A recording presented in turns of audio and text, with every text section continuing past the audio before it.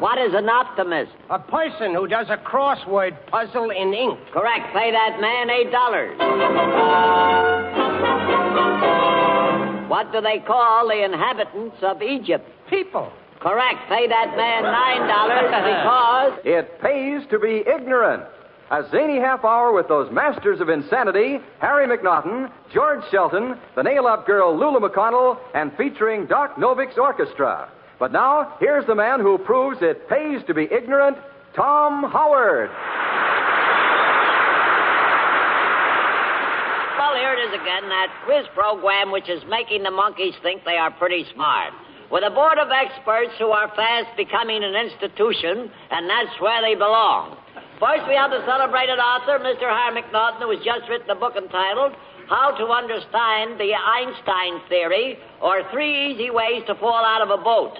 But here he is, Mr. Harry McNaughton. I have a poem, Mr. Howard. You never fail. Yes, there was a young fellow named Paul who went to a fancy dress ball, but sad to relate, he dressed up as a steak and was eaten with relish by all. I see. I hope he was tender. Yeah, another fellow went as a pound of butter, you know. Uh-huh. He wanted to spread himself. Oh, cut it out, please.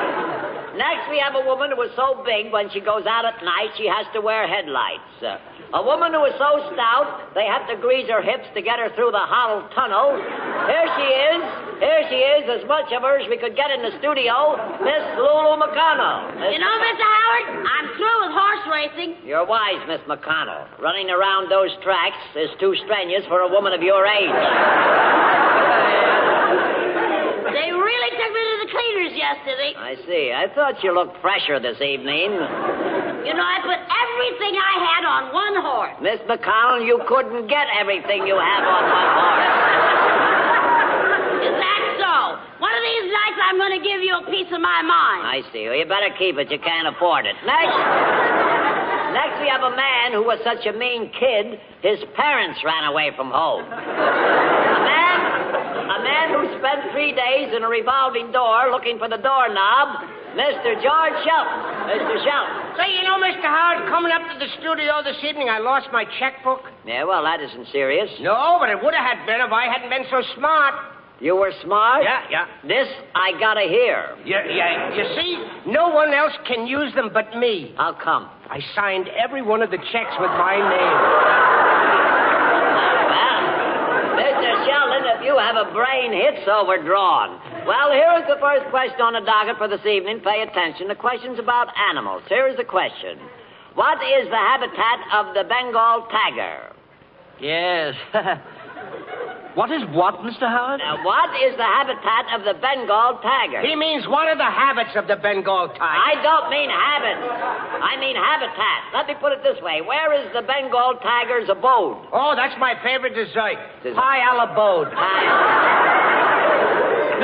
Mr. Howard, did you say abode? I said abode. That's what I thought you said. You know that? I thought you said that. Uh-huh. Carry on. Carry on. Chin up, stout fella. Cut it out, will you? You mean none of you know where the Bengal tiger can be found? Who lost him, Mr. Howard? Please. Why don't you put an ad in the paper, Mr. Howard? Look. No, that wouldn't do any good, you know. Tigers can't read. Tigers can't read. No, all right, please. Hey, how did you come to lose him? I didn't lose him. Well, how do you like that he didn't lose him? Look. Well, what are you asking us to look for him if you didn't lose him? I asked you where he could be found. Then he must be lost. Wait a minute, will you please? Mr. Howard, tell me, doesn't the tiger belong to the cat family? Yes, that's right. The tiger is a member of the cat family. Then why don't you ask Mrs. Katz where he is? Mrs. Katz. Miss McConnell, you have a one-track mind. I have? Yes, and there's always a troop train on it. Look, let's get started here. I'm trying to find where the Bengal tiger is found, or rather, what part of the world the Bengal tiger lives. That's 3 times he's changed the question. Yeah, I wish you'd change the animal. I don't like tigers. Now you I like kangaroo. Kangaroo. They're much cuter. Okay. I saw a kangaroo up at the zoo yesterday. It was carrying 2 little baby kangaroos in front of it. 2 baby kangaroos? Yes, it opened a second front. Cut it out, please. You know, I saw a kangaroo up there the other day, and it was crying its eyes out. No. What was the matter? Well, you see, the baby kangaroo ran away and left Mama holding the bag. Left Mama holding the bag.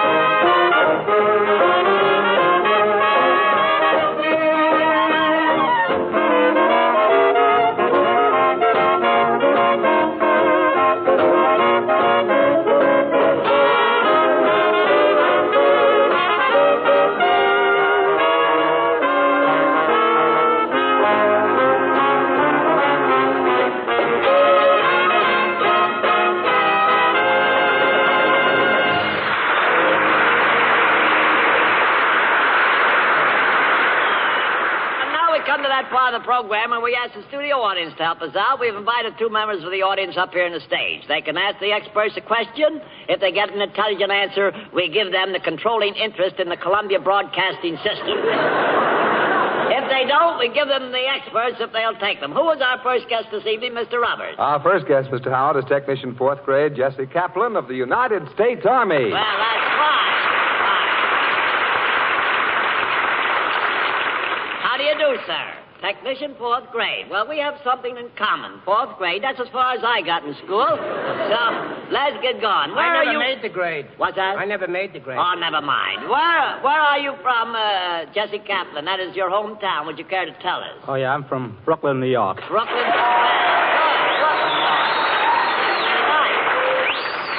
Oh, boy, they're one of our allies. One of our allies. All right. I used to work in that town. Ain't this terrible? Yeah, I was a barber at a soda water fountain. You were a barber at a soda fountain? Yeah, I used to shave the ice. Well.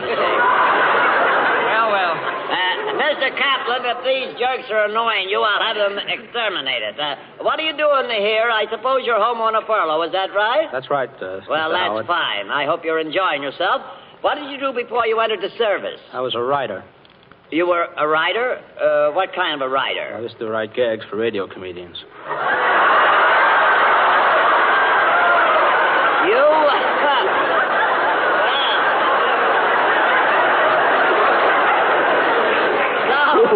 So you're one of those guys, are you? Yeah.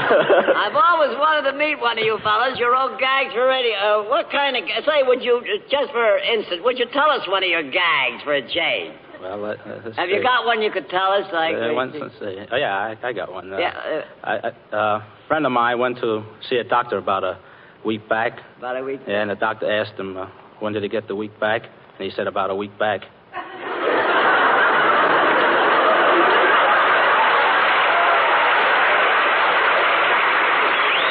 Well, now I know why you're in the 4th grade. Changing the subject, Sergeant Kaplan. Now, you know, I was in the last war, yes.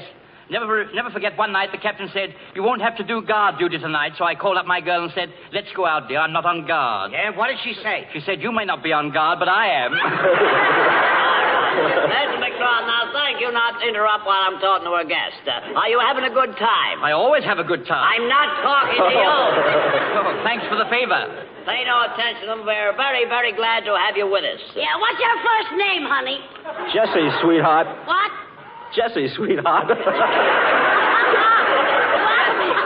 I'm getting a break. Hey, he killed Mr. Howard? Yes, he is, Oh, June. boy, what a man. You waited... You waited a long... darling, you can just call me Lady Godiva. Yeah. Yeah, I have such beautiful hair. You have. Yes. You look more like a horse, if you Well, Jesse, we've enjoyed having you with us. Will you reach into the dunce cap there and pick out a question for us? And when you get a hold of one, would you kindly read it right into the microphone, if you will? Oh, I have it right here. How many instruments are there in a string quartet? How many instruments are there in a string quartet? Well, Mr. Howard, that's a musical question, isn't it? Yeah, that's a musical question. Yes. No, I beg to differ with you two gentlemen. I say it is not a musical question. That's right. Well, what kind of a question is it? On high and impartial authority, I would say it is a mathematical question. I see. And no other expert can make that statement. I see. Well, you stay away from Ken Roberts. That's right. How Listen, absurd. let's get on here. How utterly absurd. Any moron would know it's a musical question. Just ask Mr. Howard. That's right. I see. And that's beside the point. I say the question is a mathematical question because it asks how many instruments, not what kind of instruments. That's right. Well, now, wait a minute. Mr. Sheldon has a point there. You could call it a mathematical question. That's right. Do you mind if I call it a musical question? I don't care what you call it. Just try and answer. Well, I'm going to call it a mathematical question. That's right. What are you going to call the question, Miss McConnell? What was the question? Miss McConnell, if you ever change your mind, try and get a better one, will you? Look, do any of you you know what a musical instrument is. Do we? Why, rather. What do you mean, Mr. Howard? Why, I play musical instruments, especially the mouth organ. All right. In fact, I have my mouth organ right here with me. Never mind. See here? Wait, I'll play it for you. Yeah, go ahead. Well, you got the mouth organ in your mouth, but I can't hear anything. I'm playing Silent Night. Clear. And he played it beautifully, Yeah. Mr. McNaughton, your IQ is lower than the Brooklyn Dodgers. Let's get on here. Let's get on. Mr. Sheldon, did you ever hear of Gershwin? No, I did not. Well, did you ever hear of Damrosch? No, I did not, and I never heard of Victor Herbert either. Victor Herbert either. That's where I'd like to see you under ether. Let's get out here. Now, you know, Mr. Howard, I play a wonderful violin, too. In fact, I can play anything on a violin. Yeah, I bet you can't play a piano on it. Mr.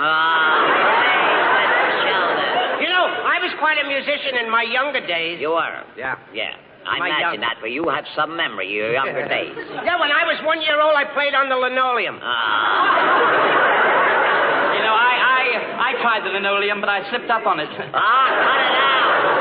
Why don't you two find a scrap heap someplace and lay down on it? Now, look, we have a musical question here. Oh, musical, yes. I was at a musical gathering the other night. The Concert 5 played Beethoven. How was it? Beethoven lost, 5-2. Now, here is the next question. It's rather unusual. I have here a short biographical sketch of a very famous person. I will assume the character of this person. You are to try and identify him. Abraham Lincoln. Abraham Lincoln. Not so fast. I haven't given you the first clue yet. Just shows you how fast I am. Yeah, all right. See how fast you can get the question. See if you can identify this person by the description I give you. I was a great explorer. I was born in Italy in the year 1436, the son of a woolcomber. You were born in 1436? That's right. Why, Mr. Howard, you don't look that old. Oh, now, look, please. Why, dear, no, you don't look a day over 70. I see. Well, I worry a lot, Mr. McNaughton. Thank you. I'm just representing this character. You mean you were his agent? Look, I'm taking his identity. I was born in Italy, 1436, the son of a woolcomber. The son of a what? The son... Woolcomber. After I left school, I went to sea. Now, who am I? Oh, that's easy. You're Tom Howard. I'm Tom Howard. Wait a minute. I know I'm Tom Howard, but right now I'm someone else. Well, I hope the change is an improvement. Who are you now?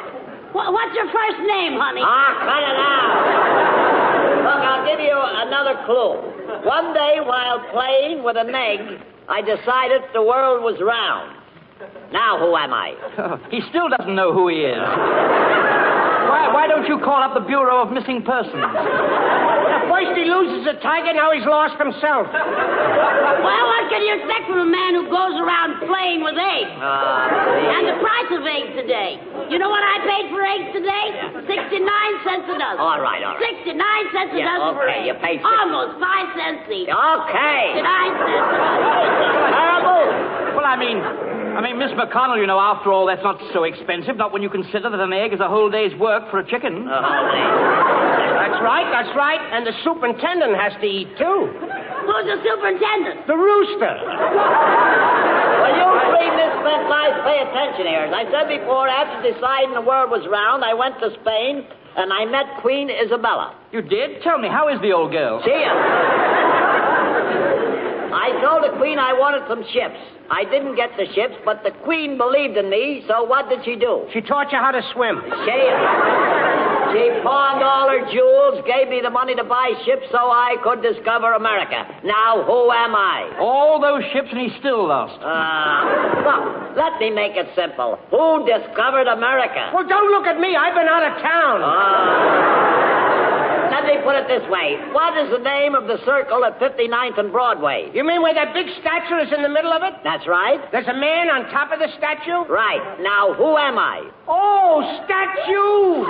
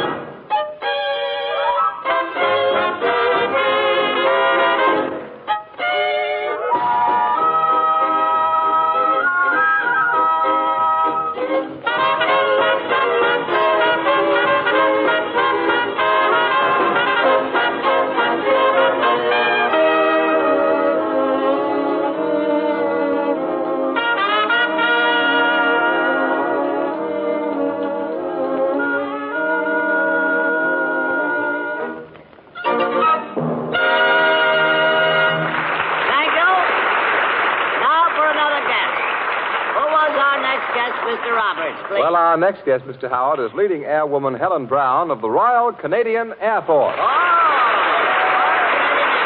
that is very nice.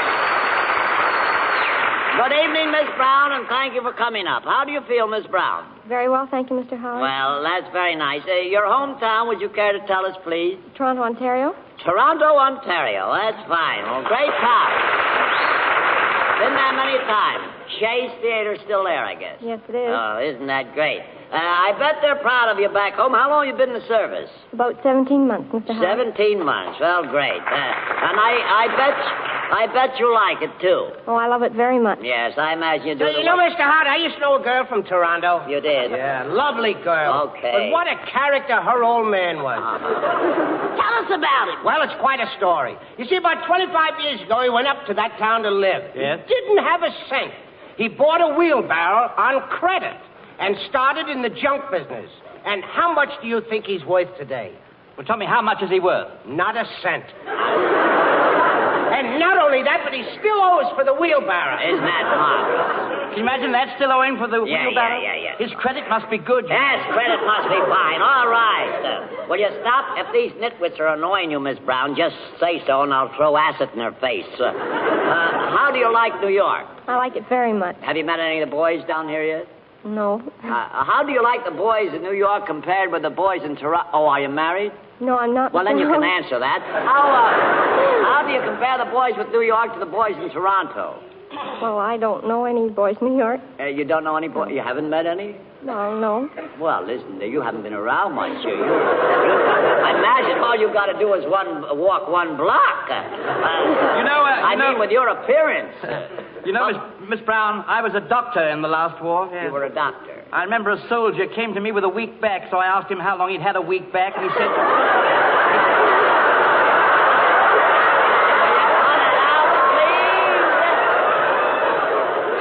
So he said about a week back. He said about a week back, yeah.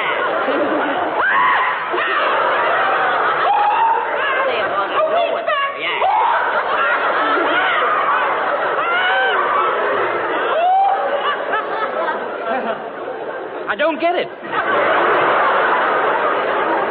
Mr. McNaughton, let me inform you that the sergeant a few minutes ago told that gang. Oh, so that's where I heard it. Please.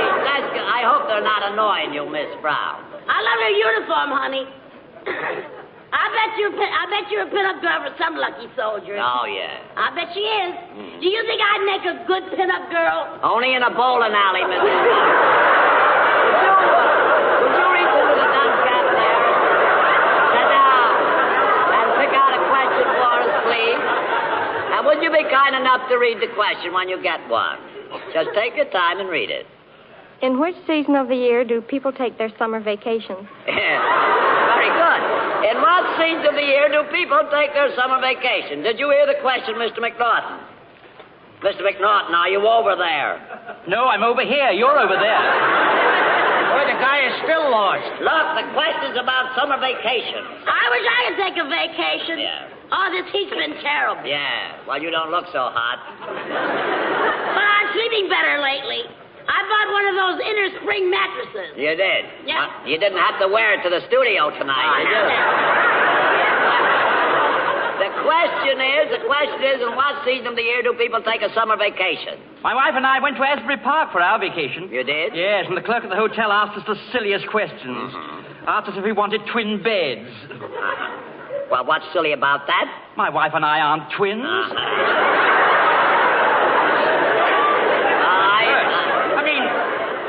Silly, we don't even look alike. You don't look alike? No.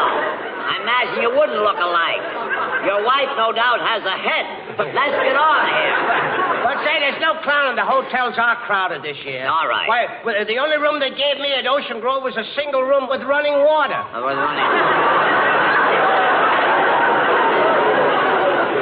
I don't like to sleep with strangers. All right, never mind. I spent my vacation in Atlantic City. I never had any trouble getting a room. I stopped at the Benjamin Franklin Hotel.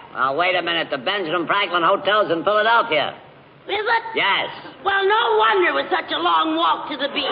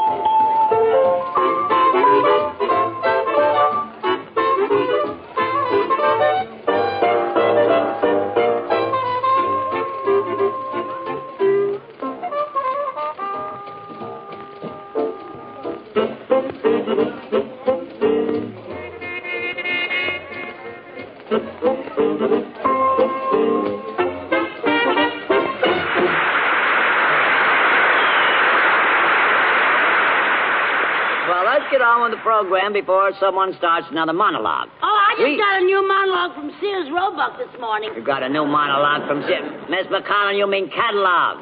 That's a book showing the things the store has for sale. Oh, no, you're wrong, Mr. Howard, I think. Yes, you're referring to a dialogue. Oh, I am. Yes. Miss McNaughton, you're nuts. A dialogue is a conversation between two people. Then what's a pollywog? Answer me that. What's a pollywog? Ain't that awful? All right, a pollywog is, well, it's an ugly-looking animal, makes funny noises, and keeps getting bigger all the time. The older it gets, the more it croaks. Now we're back to Miss McConnell again. Oh, what?